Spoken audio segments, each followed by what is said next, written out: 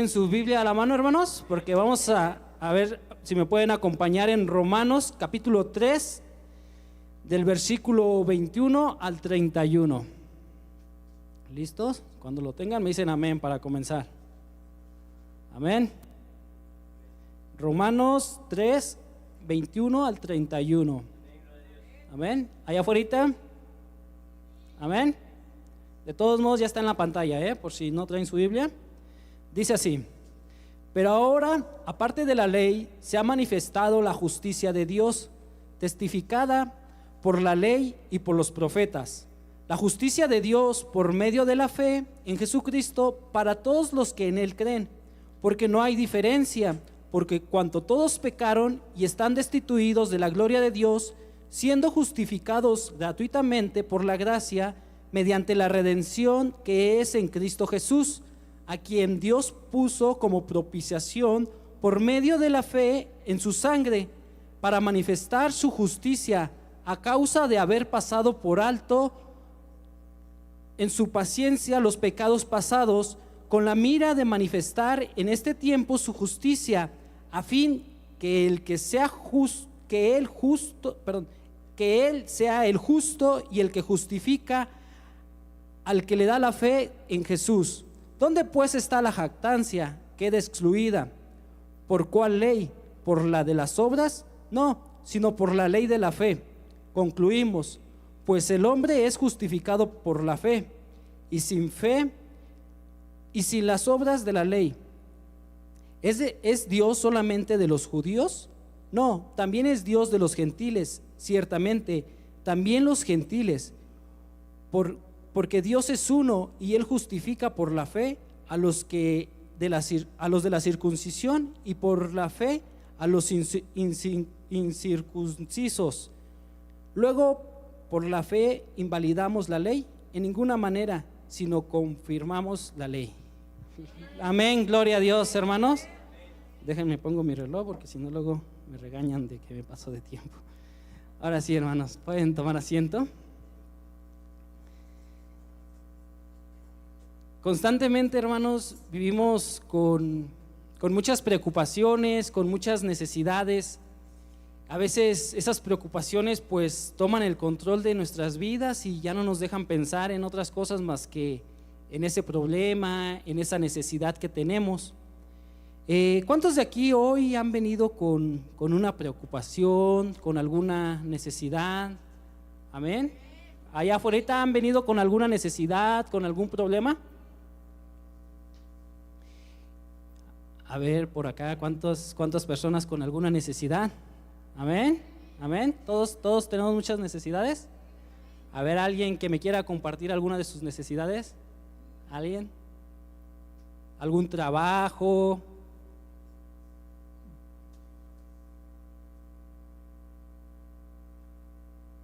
Sanidad, ¿no? Pidiendo por sanidad. A veces pedimos por sanidad, pedimos perdón por un trabajo. En el caso de los jóvenes, pues a veces pedimos para que en la escuela nos vaya bien. Por ejemplo, los que ya tenemos la bendición de trabajar, pues pedimos que en el trabajo las cosas nos salgan bien.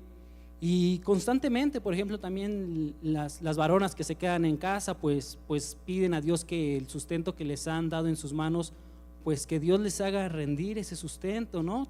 Constantemente vivimos con muchas necesidades. Pero a veces, hermanos, no priorizamos o nuestras necesidades están enfocadas a algo en específico y no nos estamos dando cuenta que estamos descuidando algo más importante, hermanos. Y yo les platico esto, hermanos, porque a veces, hermanos, como ya tenemos bastante tiempo congregándonos, ya tenemos bastante tiempo en la palabra de Dios, a veces nos acostumbramos a muchas cosas y damos por hecho algunas cosas o nos sentimos confiados o eso como que lo sentimos seguro y lo apartamos para acá y me enfoco en otras cosas sin darme cuenta de algunas cosas que realmente son importantes. Es muy común que nosotros los creyentes comentamos muchas veces, hemos dicho, la sangre de Cristo nos cubre. ¿Cuántos cristianos o cuántos hermanos que estamos aquí hemos dicho alguna vez eso? Amén. Y alguna vez, hermanos, han pensado realmente el significado de esas palabras, que seamos cubiertos por la sangre de Cristo. Pero a veces, hermanos, lo decimos como algo así como, pues sí, al aire, hermanos, como si fuera algo de que voy a hacer algo y pues que la sangre de Cristo me cubra, pero realmente es casi como si fuera algo de superstición, como para que me vaya bien. Pero no, hermanos, la verdad es de que a veces, como les decía, ya tenemos bastante tiempo y damos por hecho, damos por sentado algo que a veces no pensamos y no analizamos lo que quiere decir. O cuántas veces, hermanos, no hemos escuchado decir, o nosotros mismos hemos dicho que somos salvos. Amén. ¿Cuántos salvos hay aquí? Amén. ¿Y alguna vez, hermanos, se han preguntado de qué somos salvos? O si somos salvos, ¿de qué nos estamos salvando? ¿O de qué es esa salvación? ¿Sí, amén? ¿De qué somos salvos, hermanos? A ver, ¿quién anda por acá? ¿Quién opina acá afuera? ¿Del pecado? Hemos sido salvados del pecado, de la muerte, de la condenación. Acá adentro, ¿de qué dicen que hemos sido salvados?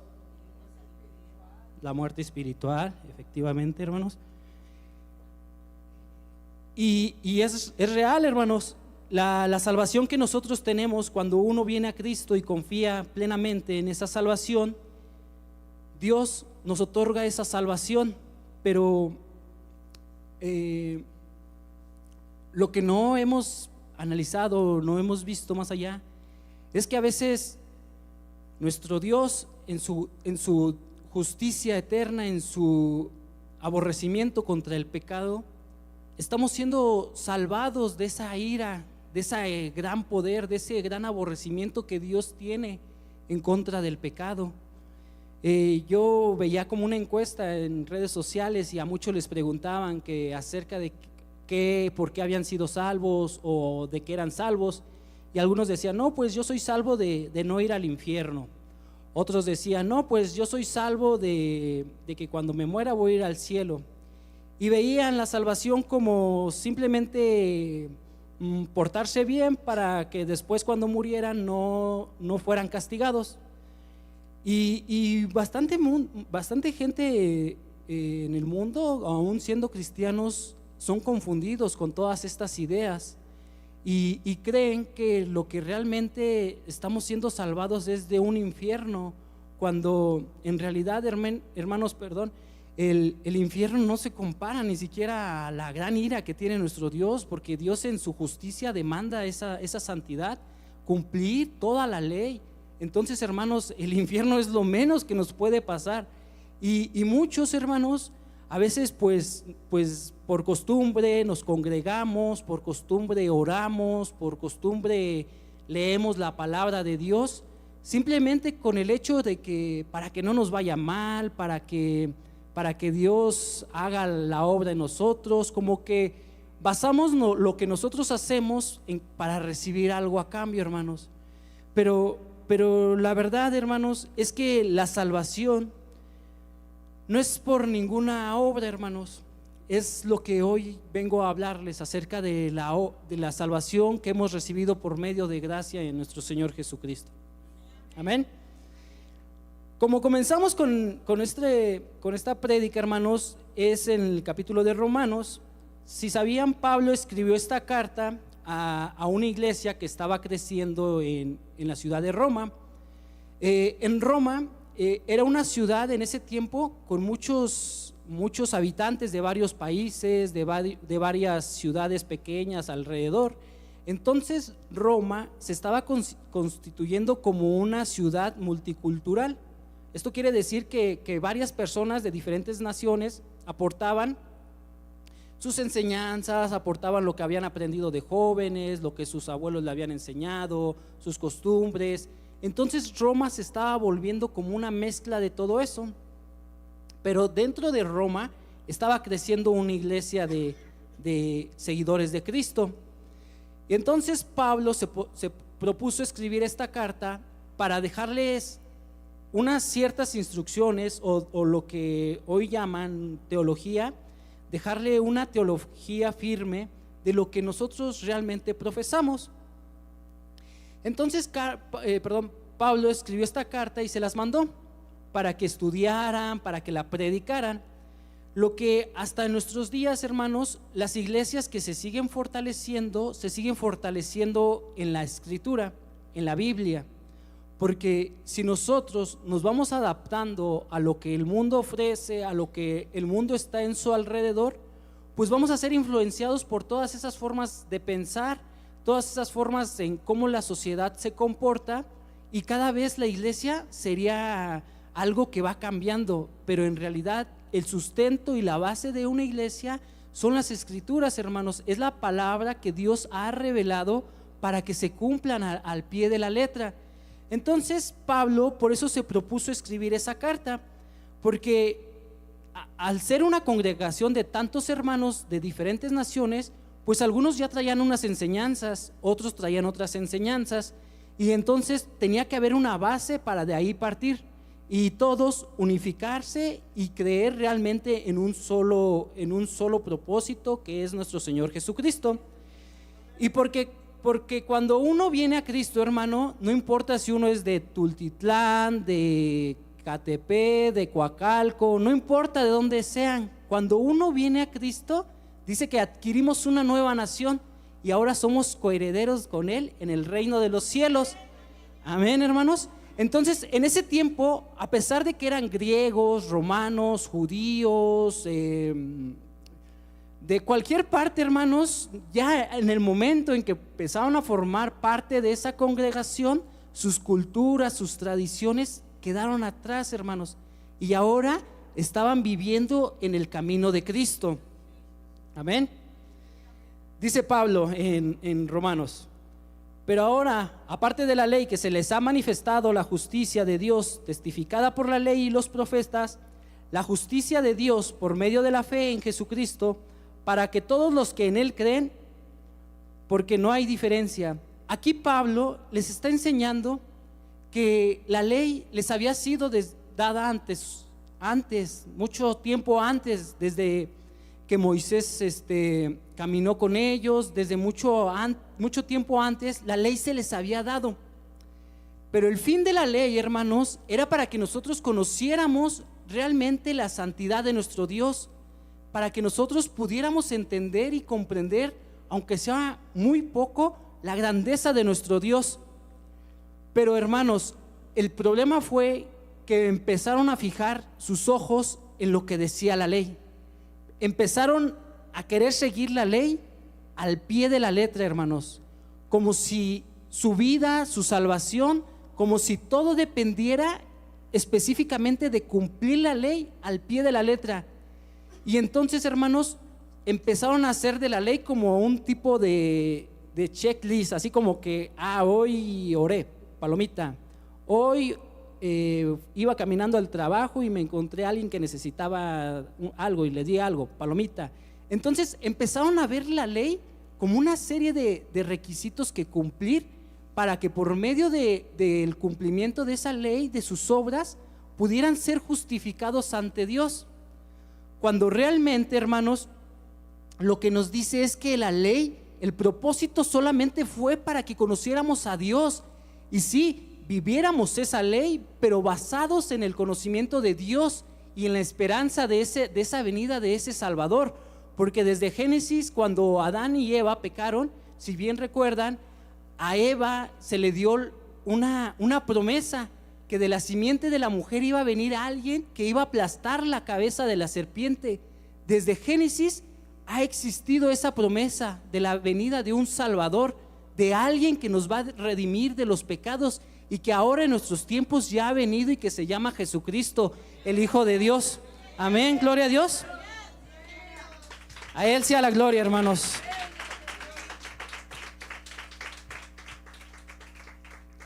Y entonces, hermanos, el hombre poco a poco fue depositando su confianza únicamente y exclusivamente en sus obras. Poco a poco se fue olvidando de esa promesa de alguien que iba a venir a rescatarlos. Entonces empezaron a atesorar la ley como algo, como un requisito necesario para poder algún día ver cara a cara a nuestro Señor. Y con esto, hermanos, yo no te estoy diciendo, hermanos, que las obras sean malas, porque de hecho dice Santiago en el capítulo 2, en el versículo 17, así también la fe, si no tiene obras, es muerta en sí misma. Y tú me dirás, tal vez aquí hay una contradicción, o entonces somos salvos por las obras o por la fe. Aquí lo que Santiago nos está tratando de explicar en su carta, hermanos, es que las obras que nosotros realizamos es el fruto de esa fe que tenemos. Las obras no es el medio para agradar a Dios, sino que es el fruto de que ahora ya hemos sido transformados, de que ahora ya hemos sido regenerados por el Espíritu Santo, y de nosotros esas obras salen. No es un requisito que nosotros estemos cumpliendo esas obras para agradar a Dios. Ahora nosotros cumplimos y hacemos esas obras porque nacen, es el fruto que el Espíritu Santo ha depositado en nosotros, y ahora por medio de esa fe en Jesucristo podemos hacer esas obras, pero sin desviar que nuestra salvación se encuentra únicamente y exclusivamente en nuestro Señor Jesucristo. Gloria a Dios, hermanos. Alabemos el nombre de nuestro Señor Jesucristo. Y entonces, hermanos, aparte de que todos empezaron a fijarse exclusivamente en la ley, había algunos creyentes que estaban haciendo caso a las nuevas enseñanzas de Pablo, pero como les comentaba, había una mezcla de algunos que traían sus raíces judías, algunos traían otras raíces de otro sistema de religión, y entonces trataban de hacer como que una mezcla para tratar de agradar a Dios. Y en ese momento Pablo les dijo: no, hermanos, las cosas no son así. Pablo empezó diciéndonos que todos hemos pecado, que no hay ningún solo justo. Dice: por cuanto todos pecaron y están destituidos de la gloria de Dios, siendo justificados gratuitamente por su gracia mediante la redención que es en Cristo Jesús. La palabra de Pablo, inspirada por el Espíritu Santo, fue muy directa, hermanos. No se anduvo de que algunos pecaron más, algunos pecaron menos, él apenas mañana va a pecar, él ya dejó de pecar. No, hermanos, la palabra de Dios dice: por cuanto todos pecaron, todos, hermanos, sin excepción alguna, hermanos, todos pecaron. Y cuando el uno peca, queda destituido de esa gloria de Dios, queda apartado, porque la maldad ya no nos permite tener esa relación con Dios. Y Pablo es muy directo para que no haya controversias y que no digan: no, pues yo me porto bien, yo obedezco. No, hermanos, la verdad es que la palabra es directa, es tan clara que no puede venir alguien y decir que realmente él es justo o que él nunca ha pecado, porque si alguien llega a decir eso, está yendo en contra de las Escrituras. Y la palabra de Dios dice: por cuanto todos pecaron y están apartados, excluidos, hermanos, de esa gloria. Dice Isaías, yo cuando leía ese texto, pues ¿recuerdan cuando Isaías tuvo esa visión de que estaba con Dios? Después de ver tanta santidad de Dios, después de ver su grandeza de Dios, esa grandeza que no tiene fin, Isaías, aunque era un profeta, alguien que le servía a Dios, escuchen las palabras de Isaías, dice así: si bien todos nosotros somos como suciedad y todas nuestras justicias son como un trapo de inmundicia, y caímos todos nosotros como las hojas, y nuestras maldades nos llevaron como el viento. Isaías, cuando tuvo ese encuentro con Dios, se dio cuenta que ni su justicia se comparaba ni a una pequeñísima parte de la realidad, de la santidad que tiene nuestro Dios. Dice que todas nuestras obras son, todos los intentos de buenas obras nuestras son como trapos de inmundicia. ¿Y saben por qué, hermanos? Porque desde que el pecado entró a la tierra y el pecado corrompió a cada uno de nosotros sin excepción, el pecado ha querido moldear nuestra mente y moldear nuestra forma de pensar, para que cuando intentamos hacer alguna obra, que aquí dice que son trapos de inmundicia, porque tal vez hoy yo llego con esta agua a regalársela a Betty, y a lo mejor en mi interior espero que mañana Betty me traiga un agua, o que mañana me traiga una torta. ¿Se dan cuenta, hermanos? El pecado nos corrompe, y aunque inconscientemente no nos estamos dando cuenta, a veces esas obras que para nosotros son buenas, que tal vez serían agradables a Dios, Dios desde su santo trono pues las ve como ese trapo de inmundicia. Dice, había un ejemplo de un leproso. Yo no conozco a ninguna persona con lepra, hermanos, pero pues he visto en videos o en imágenes personas que han tenido algún tipo de enfermedad en la piel y que después les empieza a brotar así como sangre y pus y así cosas que no son muy agradables, ¿no? El lepra es una enfermedad que se transmite por medio del contacto entre la piel. Es como una infección de la piel y poco a poco la carne se va desprendiendo. Entonces dice que nuestras obras son como ese trapo de inmundicia. Cuando una persona con lepra, tú llegas, supongamos que la bañamos, la limpiamos bien, la vestimos, le ponemos una ropa nueva, así vamos a la mejor tienda que podamos encontrar y la vestimos con esa mejor ropa. Pero hermanos, el leproso sigue siendo leproso, hermanos, y a pesar de que allá superficialmente ha sido limpio y le hemos cambiado sus vestiduras, después de un tiempo otra vez su enfermedad que tiene empieza a sangrar. Lo mismo sucede con nosotros, hermanos. Si esa enfermedad que es el pecado no sale de nosotros por completo, aunque nos bañemos, aunque nos cambiemos, aunque nos pongamos el mejor traje, esa suciedad vuelve a salir. Eso es lo que Isaías dice con ese trapo de inmundicia. Y no solamente eso, hermano, también dice que fuimos llevados como hojas por el viento. O sea, el mismo diablo nos alienta a seguir pecando. El mismo diablo nos dice, sigue por ahí, vas bien, nadie se ha dado cuenta que has hecho eso, sigue por ahí. No, pero ya no lo quiero hacer. No, tú hazlo. Y seguimos siendo alentados por el mismo diablo que nos quiere cada día corromper, cada día apartar más de Dios. ¿Y qué podemos decir a todo esto, hermanos? Si para nosotros, hermanos, nuestras buenas obras, lo que intentamos hacer, no es nada, hermanos, no es nada comparable a la santidad de nuestro Dios. Por eso Dios, por medio del Espíritu Santo, mandó a Pablo escribir estas palabras que dice que hemos sido justificados gratuitamente por medio de la redención en Cristo Jesús. Amén, gloria a Dios. Y hay algo, hermanos, si ahora ya entendemos que nuestra salvación no depende de nosotros, sino de nuestro Señor Jesucristo, hay algo que aún es más peor. Cuando queremos e intentamos robarle la gloria a Dios.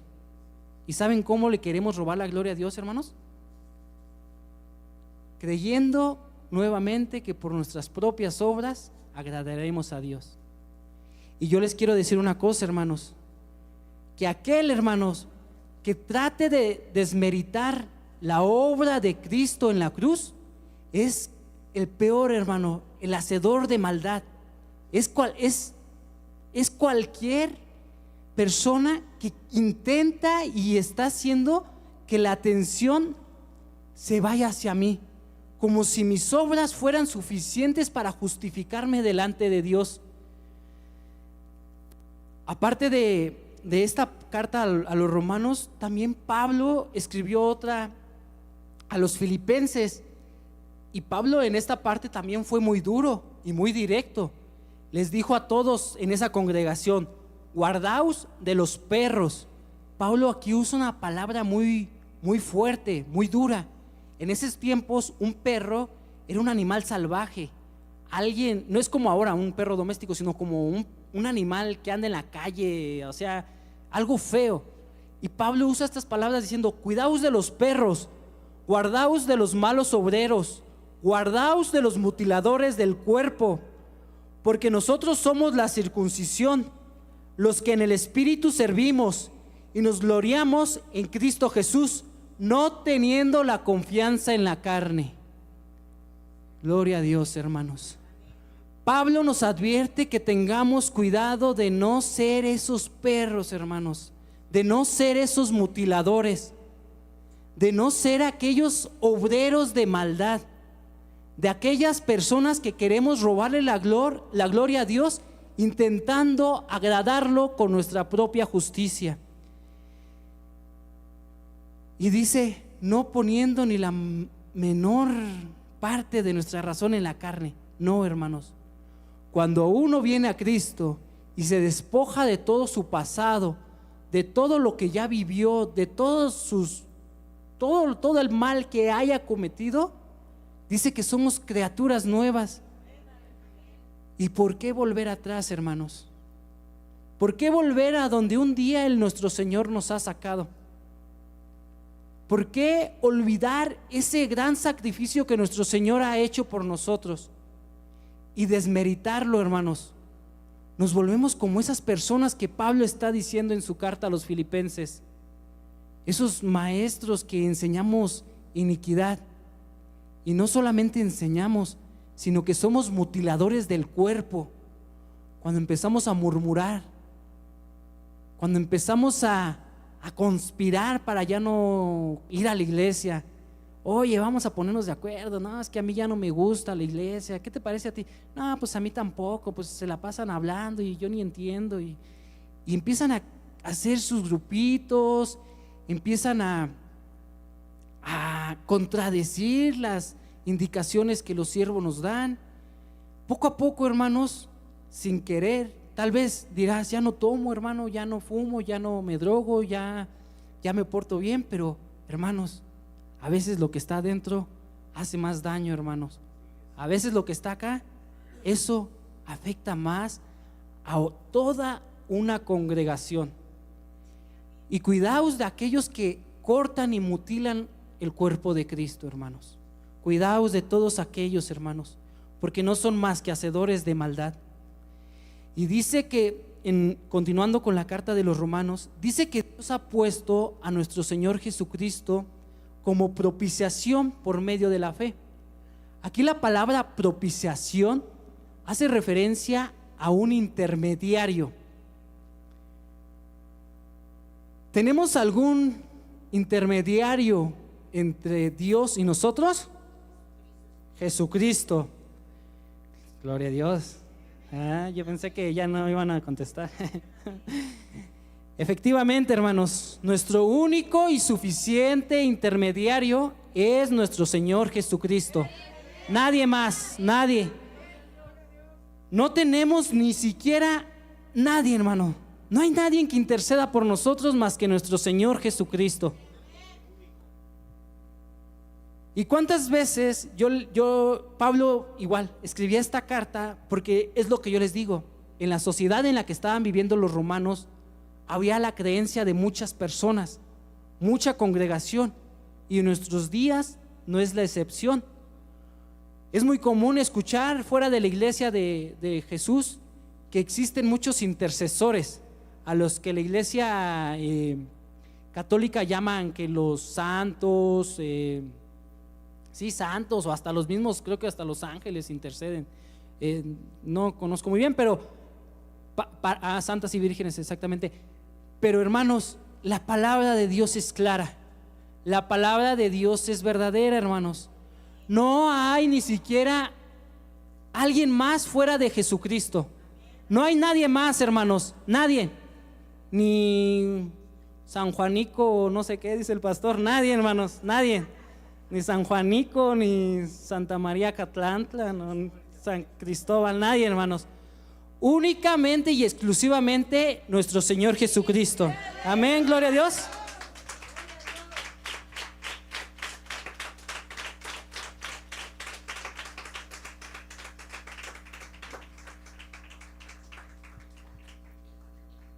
Y nuestro Salvador, llamado Jesucristo, cumplió esa vida perfecta, hermano, esa vida de santidad, esa vida que nadie podrá vivir alguna vez, esa vida que agradaba a Dios en todo lo que Él hacía.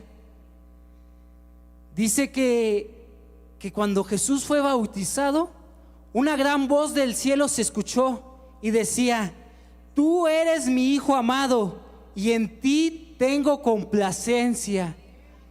Amén, gloria a Dios. Y el Espíritu Santo descendía en forma de paloma y se ponía sobre de él. ¿Se imaginan, hermanos, la vida tan perfecta de nuestro Señor Jesucristo? La vida sin mancha y sin arruga de nuestro Señor Jesucristo que Él vivió, para que nuestro Señor, nuestro Dios, desde lo alto clamara y dijera: Él es mi Hijo amado, en Él yo tengo complacencia. Nuestro Señor, nuestro Dios, se complacía de su Hijo, se complacía de esa belleza que es nuestro Señor Jesucristo. Y después, hermanos, esa gloria, hermanos, esa magnificación de esa gloria depositada sobre nuestro Señor Jesucristo, también la vemos en la cruz del Calvario, hermanos. El Hijo amado de nuestro Dios, crucificado en un madero, hermanos, aquel puro de manos y limpio de corazón, se volvió pecado por cada uno de nosotros.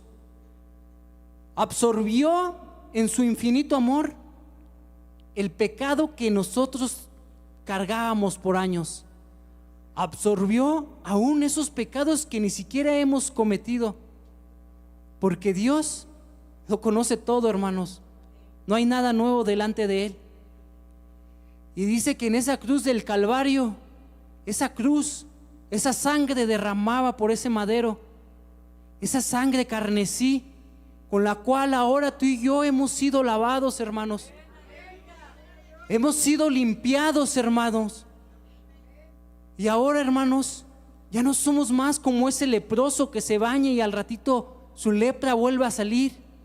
Ahora, hermanos, tú y yo hemos sido lavados con esa sangre preciosa, con esa sangre del Cordero. Amén, gloria a Dios. Y recordarán, hermanos, cuando nuestro Señor Jesucristo era bautizado, la gloria de Dios se expresaba diciendo que Él era su hijo amado. Y en la cruz del Calvario, esas horas de oscuridad, dice que se volvió una oscuridad tan densa, hermanos, que nadie veía. Hermanos, la gloria de Dios aún allí estaba presente. Pero en este caso, hermanos, estaba manifestándose contra un pueblo que había pecado. Pero ese pueblo, todos sus pecados habían sido depositados en nuestro Salvador. Ahora, hermanos, ese juicio divino estaba cayendo sobre nuestro Señor Jesucristo.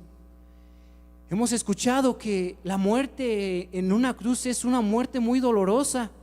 Los azotes que pasó nuestro Señor Jesucristo no se le desean a nadie, hermanos. Dicen que son una de las torturas que el hombre pues no es capaz de soportar tanto dolor. Aparte de la tortura, hermanos, la humillación, siendo exhibido, hermanos, por todo un pueblo, insultado, escupido, golpeado con una vara, colocaron una espina para burlarse de él, hermanos. Pero, hermanos, todos estos padecimientos de nuestro Señor ya estaban escritos, hermanos. Aún los salmos, hermanos, que hablan de esa grandeza de nuestro Dios, esos salmos que a veces nos dan tanto aliento, esos salmos hablan del sufrimiento de nuestro Señor Jesucristo. Pero hermanos, el sufrimiento va más allá de un sufrimiento físico. Realmente, hermanos, la condena la tuvo que enfrentar. Se tuvo que ir delante del juez más justo, el único juez justo. Se fue y se presentó, aún siendo inocente, por nosotros absorbió ese pecado y se presentó con todos los pecados, hermanos, y fue condenado y fue castigado. Pero después de esas horas de oscuridad, una gran voz se escuchó diciendo: consumado es, porque ya todo había sido pagado. No había nada más que agregar, nada, hermanos, nada. Ni nuestra mejor obra que queramos hacer es grata delante de Dios como el sacrificio que ya ha sido hecho una vez y para siempre, ese sacrificio en la cruz. Y entonces ahora, hermanos, yo les pregunto, ¿dónde está la jactancia? Como dice Pablo, ¿en qué nos gloriamos? ¿Acaso nos gloriamos en nuestras obras? ¿Acaso confiamos en nuestra carne? ¿Acaso confiamos en lo que yo puedo hacer? ¿O acaso mi confianza está en el dinero? ¿En dónde está la jactancia?, diría Pablo. ¿Queda sustituida por las obras o por la ley? Y dice que no, en ningún caso. Dice que nuestra jactancia debe de ser nuestro Señor Jesucristo, hermanos, el que venció en esa cruz del Calvario.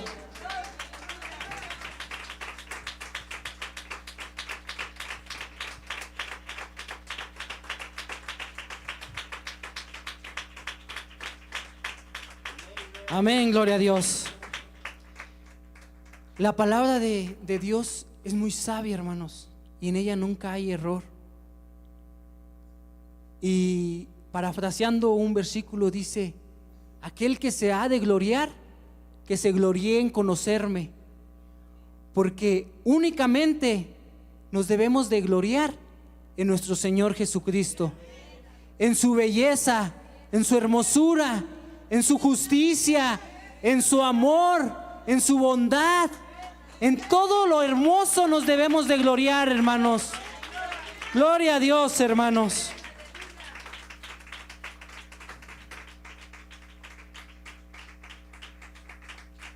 Con esto Pablo nos quita la menor idea que queramos tener en algún momento nosotros depositar nuestra confianza en la carne. No, hermanos, nuestras fuerzas no nos van a llevar a ningún lado. Nuestras fuerzas lo único que van a intentar hacer es apartarnos de Dios, porque con nuestras fuerzas vamos a creer que nosotros lo podemos lograr, cuando en realidad no es así, hermanos. Dice una frase que las adversidades o las dificultades nunca le vienen mal a un creyente. ¿Y saben por qué, hermanos? Porque nuestra debilidad, su poder y su belleza se hace aún más grande, hermanos. Cuando nosotros somos más débiles, su poder, su belleza, todo lo que nuestro Dios es, se manifiesta, hermanos. Gloria a Dios. No tenemos nada que ofrecer a Dios, hermanos. No tenemos nada que decirle: yo logré esto con mi mérito, hermanos. No tenemos nada que ofrecer, hermanos.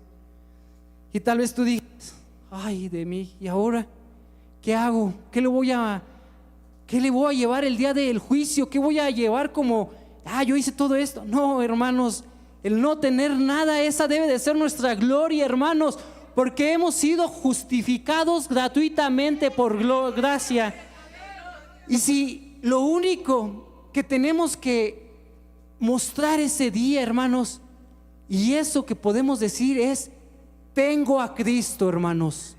Tengo a Cristo y Cristo es suficiente, hermanos. Amén, gloria a Dios, hermanos.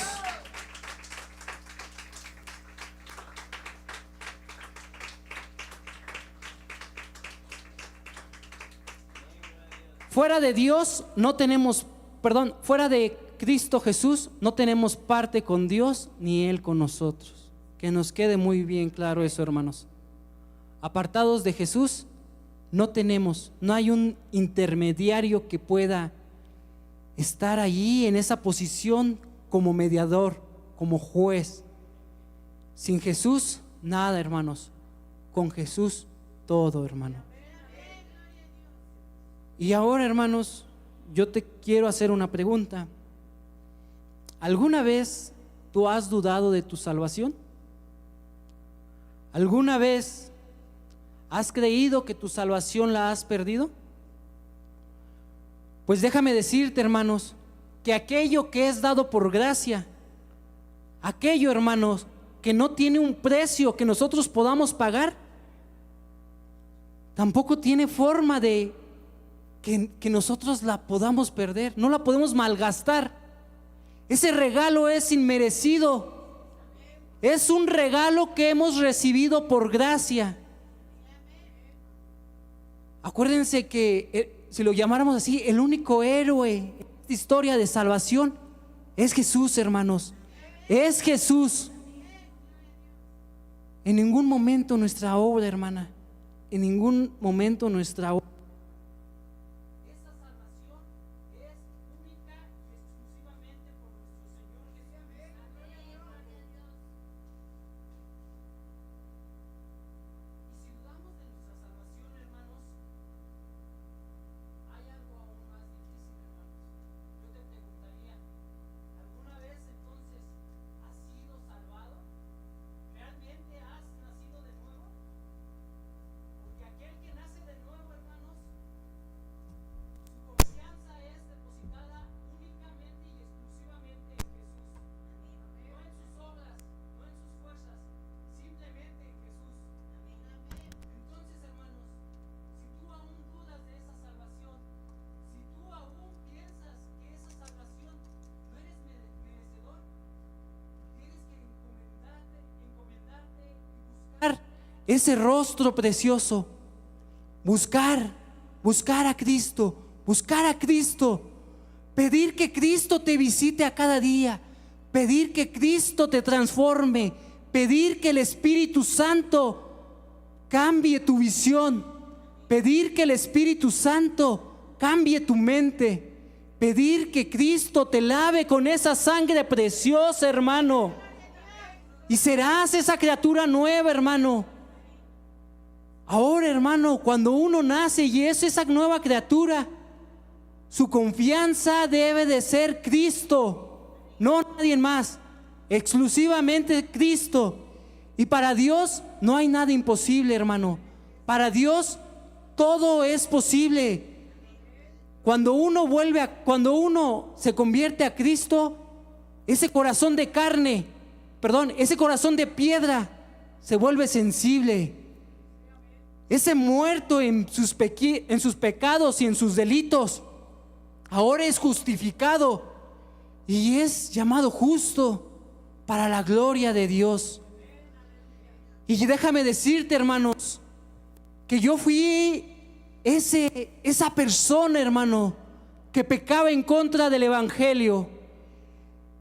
Diría Pablo, de los pecadores, hermanos, yo era el primero, hermanos. Yo era el primero que era apático a todo lo que tenía que ver con Cristo. Me predicaron de la palabra de Dios varias veces y en mi pecado yo lo rechacé, hermanos. Yo ignoré esa palabra que quería salvarme. Yo rechacé esa mano que me estaba dando, porque el pecado me envolvía y me hacía ciego y no me dejaba admirarme de la belleza de nuestro Señor Jesucristo. De los pecadores, hermanos, yo era el primero. Yo era el primero que se burlaba aún del mismo Evangelio, hermanos, desmeritando lo que Jesús había hecho por mi vida. Hasta que fui tocado, hermanos, por el Espíritu Santo. Hasta que conocí realmente lo que Jesús había hecho en mi vida. En ese momento, hermanos, mi vida cambió. En ese momento, aquel pecado que me atormentaba aquella adversidad que me corrompía, hermanos, quedó atrás. Porque ahora, hermanos, he nacido y he sido esa nueva criatura para la gloria de Dios. Y este ejemplo, hermanos, que te doy de mi vida, hermanos, es para demostrarte que aún en mi debilidad, hermanos, su poder se perfecciona, hermanos.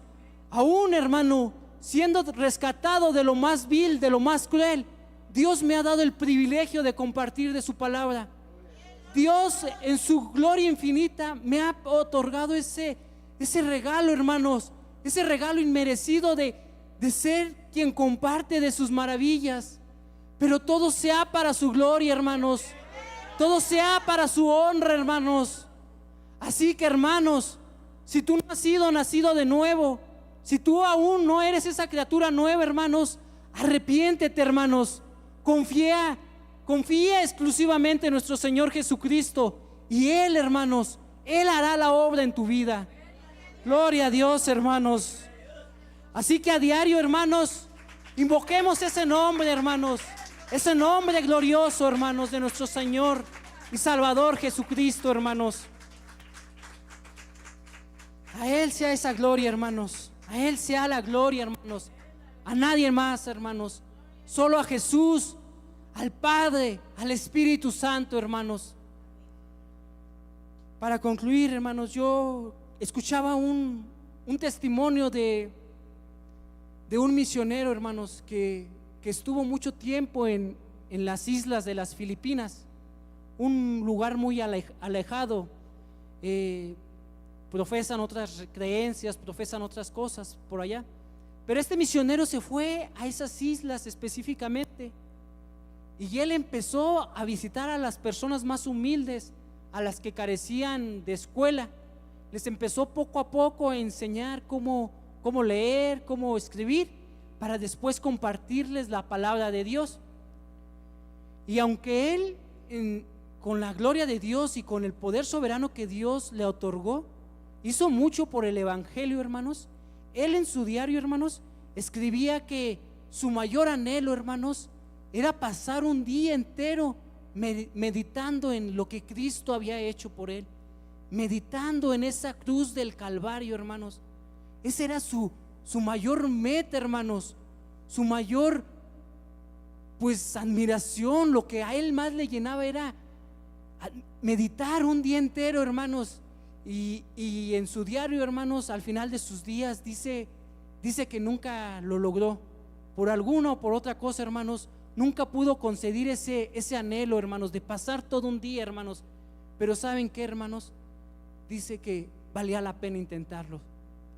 Valía la pena buscar a Jesús en todo momento, hermanos. Vale la pena buscarlo, hermanos. Aún en tu adversidad, aún en la prosperidad, vale la pena buscarlo, hermanos. Vale la pena buscarlo porque Él es nuestro único y suficiente Salvador. Fuera de Él no tenemos parte con Dios, ni Él con nosotros.